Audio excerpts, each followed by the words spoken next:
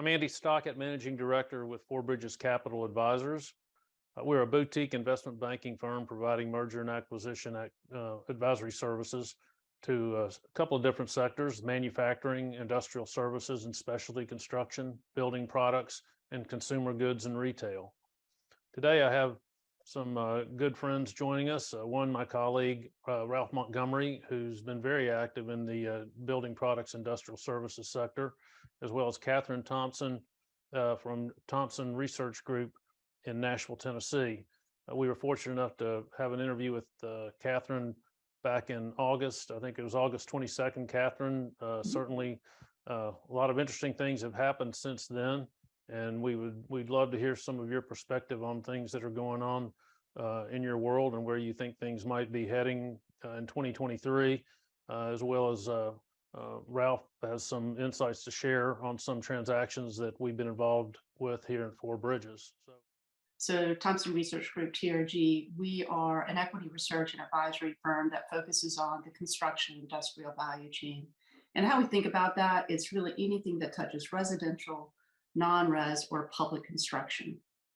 We can get super consumerish. It could be, residential or office furniture, or it can get really industrial. We get very excited about rocks and public construction funding. But we stick to our knitting, and it fits very nicely in terms of what you guys do. Great. Well, thank you for joining us. So I have in my notes here, I'm going to read through some economic data. I think our last interview with you was on August 22nd. At that point in time, the Fed funds rate had bumped from 25 basis points to around 3 to 3.25 in August, which is now standing at 4.5 to 4 3/4. The Dow Jones Industrial Average hit a 12-month low back in February of last year at about 28,000, and is now after a couple of days down, it's probably in the 32,000 right now. The 30-year Freddie Mac mortgage was at 3.92 in February of 22. It hit as high as 708 in October and was recently at 6.32. A little bit closer to the world that Ralph and I live in. Lower middle market M&A activity that we track through a service called GF Data saw a big dip in transaction activity in Q4. So a lot of interesting economic statistics that obviously play into your world and ours. Love to hear kind of your perspective on what happened during that period and where we may be trending. Sure. When we spoke in August, the clouds were gathering. And candidly, from our perspective, we were feeling pretty lousy about the world, starting really in July and definitely by August. But, you had to put a chipper face on for things. But it sounds counterintuitive. I know the market is getting incredibly beaten up right now, but we actually are a little bit relieved because some of our concerns and the data is flowing out. So if we look at what things have happened since then, the first and the most obvious one is the impact of rate hikes have impacted residential housing starts. And if you look at, we're right in the middle of public company quarterly earnings. You've had several big companies this week report earnings, and really pretty much consensus is double-digit declines in the residential end market. But the question is, what's the magnitude? Is it going to be down 10% or is it going to be down 30%? And I think when you look at that residential end market, one of the biggest differences now versus when we first talked is you're going to see much greater variances in regions in terms of performance. And that's going to kind of really be across value chain, but in particular for residential. On non-res, some things have changed and some haven't.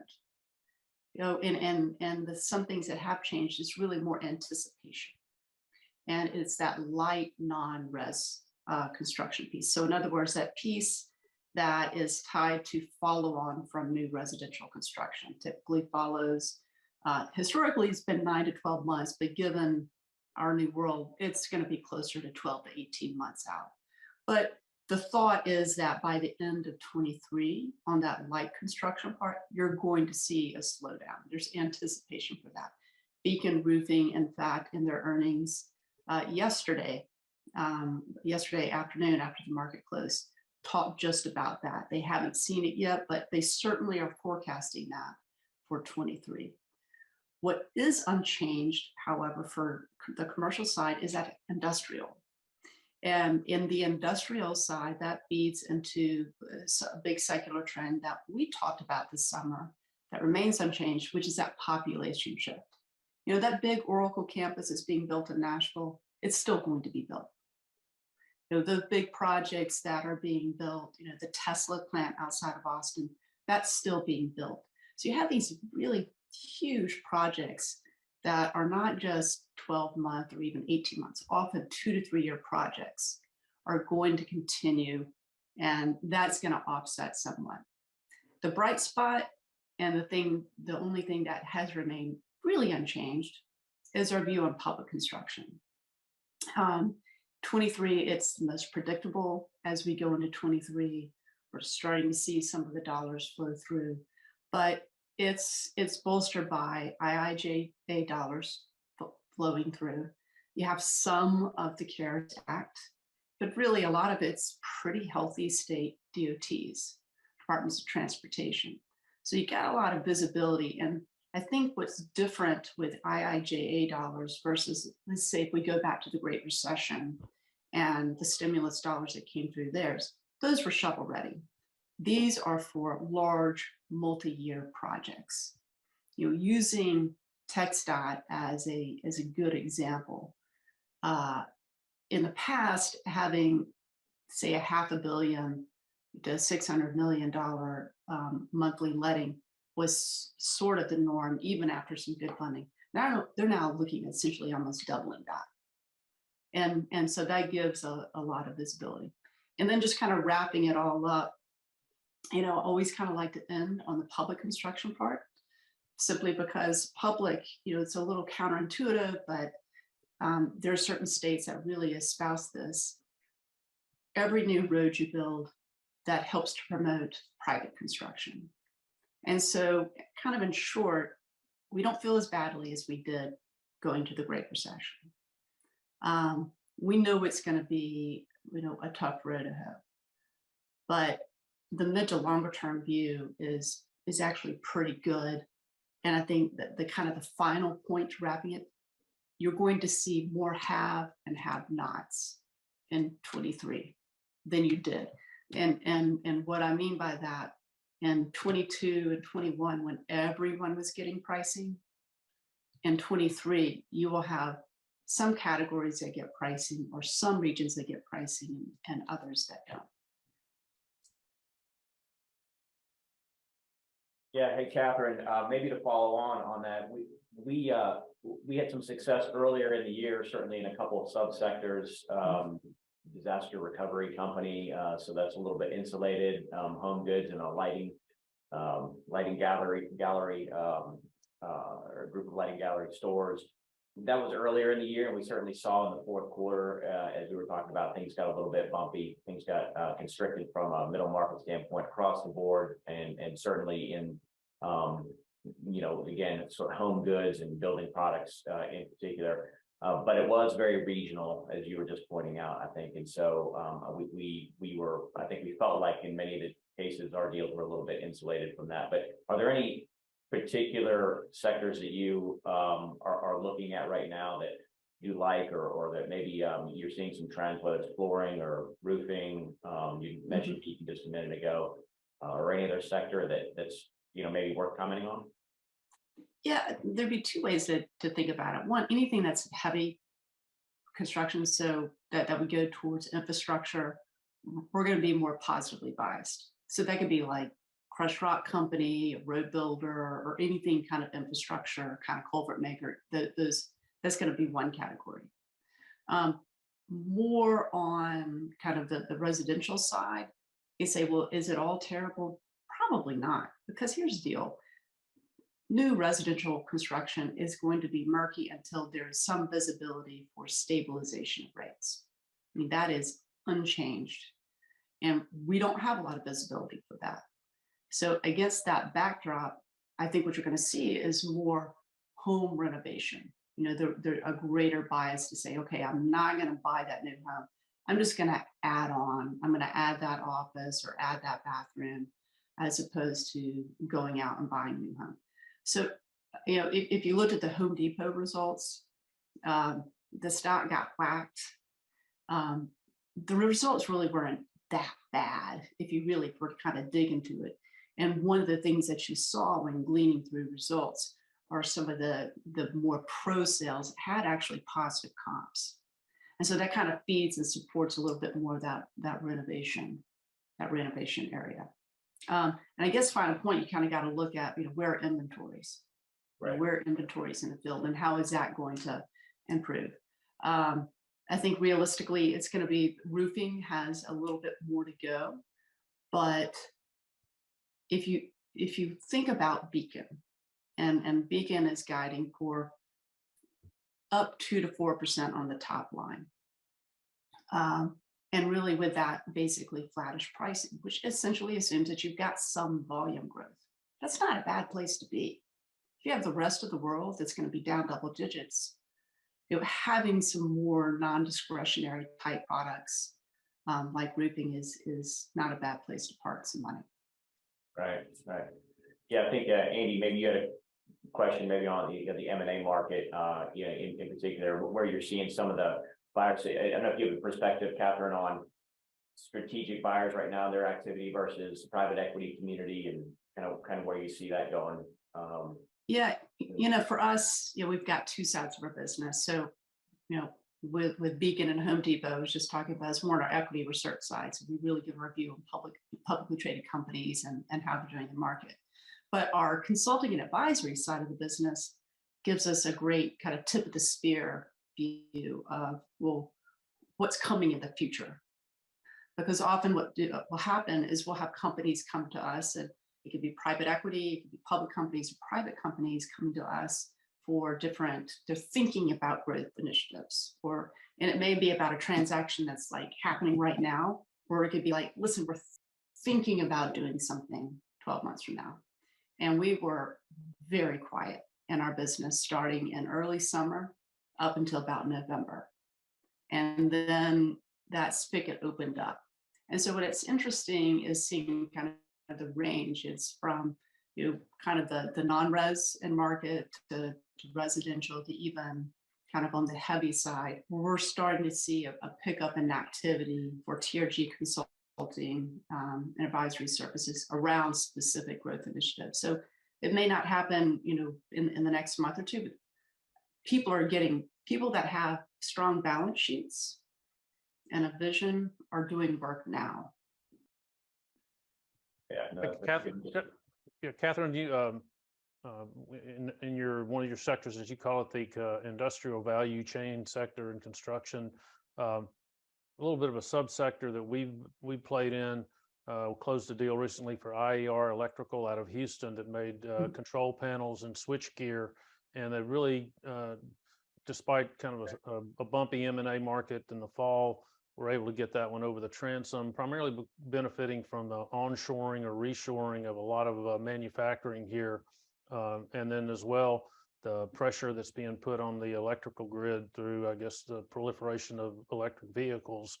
Do you have any thoughts on that sector as well? Yeah, I just saw lighting and reshoring. Right. Yeah, a couple of different things on the reshoring bets.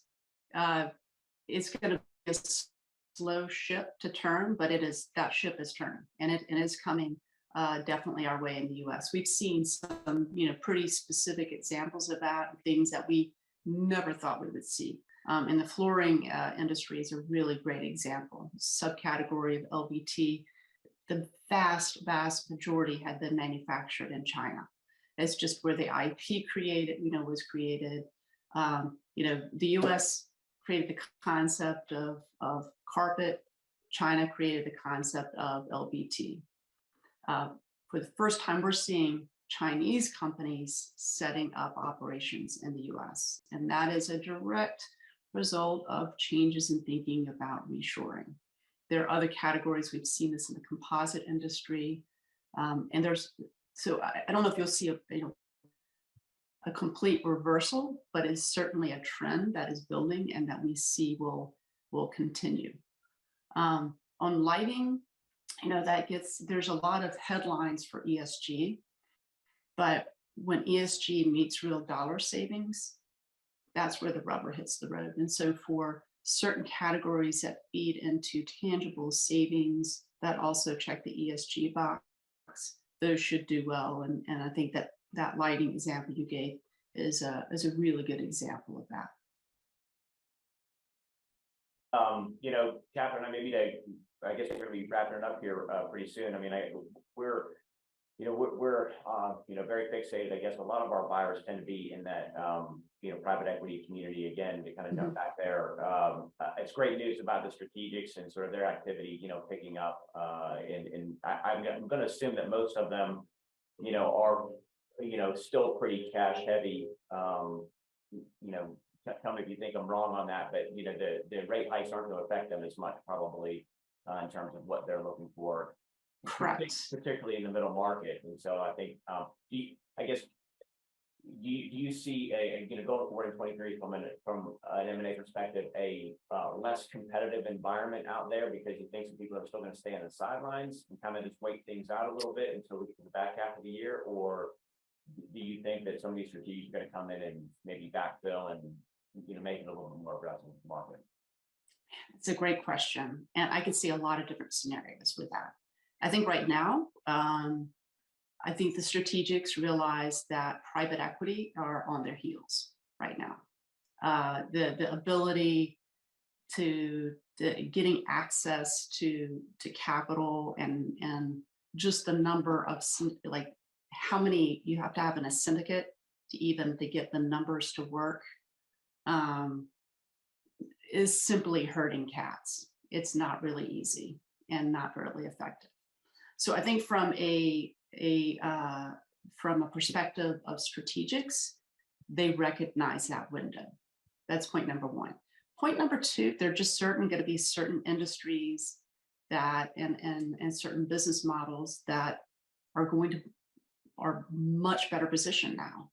And it's just because if they're not as capital intensive, if they have strong free cash flow metrics, and if they also have a clean balance sheet, they will take advantage of this right now.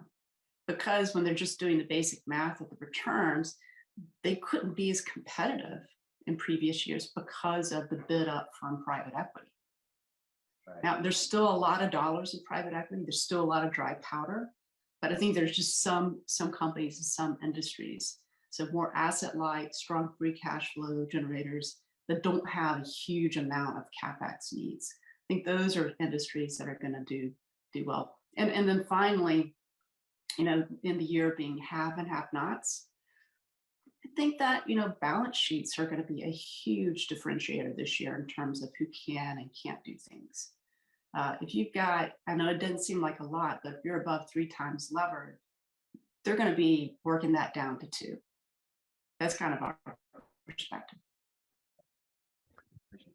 Well, great. Well, Kathryn, thank you for spending time with us this morning. And 2023, we'll see what develops as the year goes on, and we'll look forward to catching up with you maybe sometime in Q2.